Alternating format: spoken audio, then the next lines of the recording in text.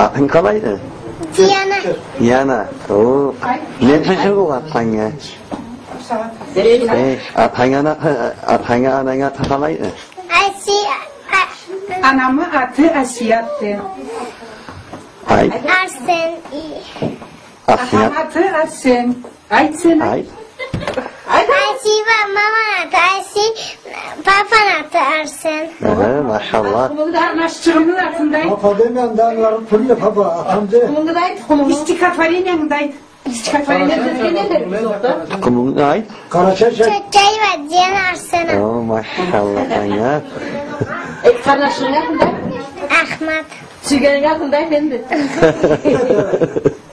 Ay tabi canında. Endas barçangay. Endas barçangay çıkmayı. Manga karagay tekrardan. Hay? Hay çıkma. Az geldi. Kızı hayda. Ayt Nazmını aytacak kısa. Askeri ne oldu? Diana az barangay. Hay? Televizyona kırmıştık. Hay hay.